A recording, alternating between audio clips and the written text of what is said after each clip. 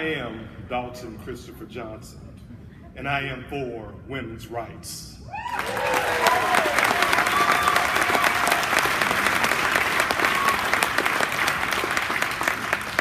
I am the owner and administrator of the Alabama Women's Center for Reproductive Alternatives in Huntsville, Alabama. As I stand here today, I would like to thank you for this honor. Never in a million years would I expect to receive such a prestigious award for just doing what I feel in my heart I am led to do. Early on, I had aspirations of going into medicine. However, after taking the medical college admissions test, the MCAT, I got discouraged and decided to take a different path.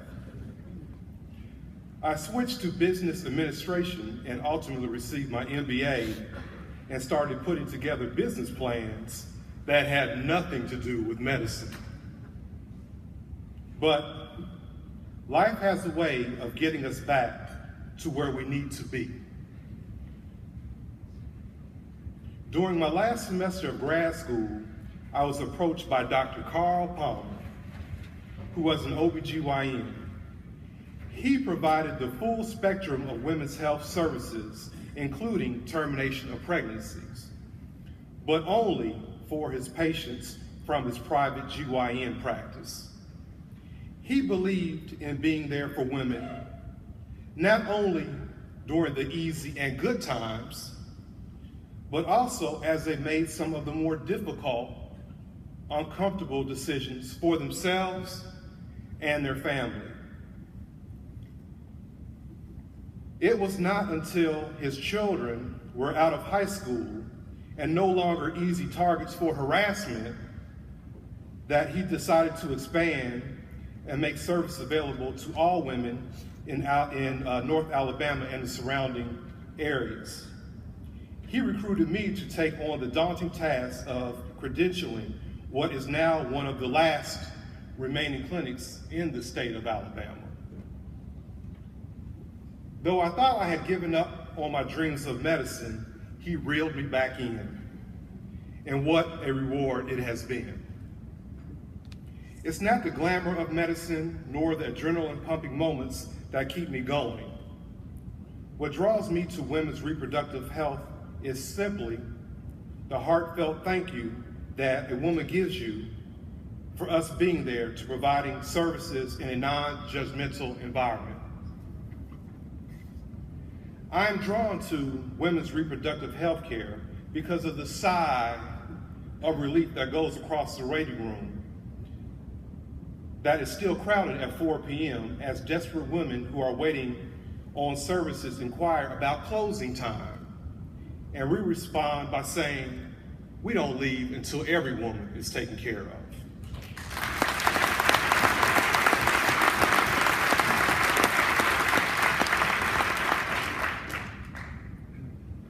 I am drawn to reproductive health care because a semi-retired OBGYN finds the compassion in his heart to fly back and forth from Nigeria to take care of women because their private GYNs are so fearful of verbal harassment, fearful of picketing, which leads to economic destruction, fearful of personal harm or harm to their family and staff, so much so that they will not provide the services although they know it is needed. He does it because he knows the repercussions of illegal, unsafe abortion from his experiences in his own country. I stay in reproductive health care because of the relief that women feel when she drives 6 hours to my clinic and I tell her, yes, we can help you. Now, that's 6 hours one way, 12 hours round trip on 2 separate occasions to comply with the 48-hour waiting period. Now, what does that have to do with women's safety? Legislation such as this is put in place under the guise of making reproductive health care safer for women, but it really only limits access and deters women from seeking legal services.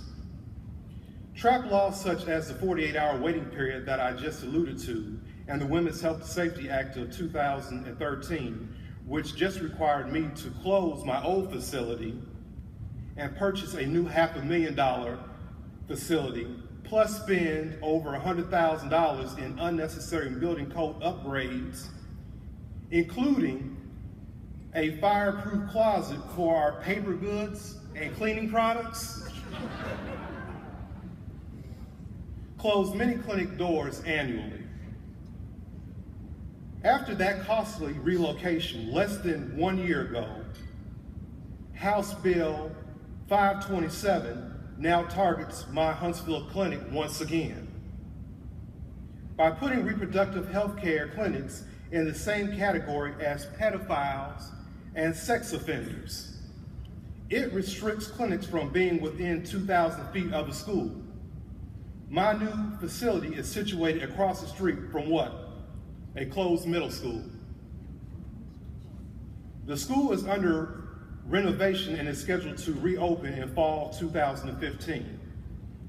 If the legislation is successful, the Alabama Women's Center in Huntsville may not be able to continue to care for women.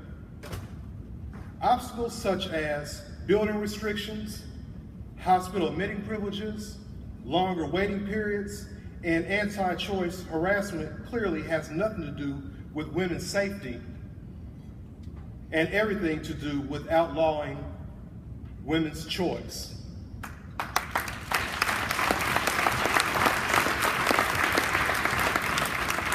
They impose hurdles so a number of clinics simply can't afford to keep providing the services. So why do I do the work? I do the work because it is vital, and as was said earlier, somebody has to do it. It is often said, what good is abortion to be legal if there's nobody here to provide the service? We acknowledge this is hard, but I fight the fight to help women exercise their right to choose what is best for them and their family. I fight the fight to save women's lives. We can't go back to the way it used to be. In short, I fight the fight because safe reproductive health services is imperative.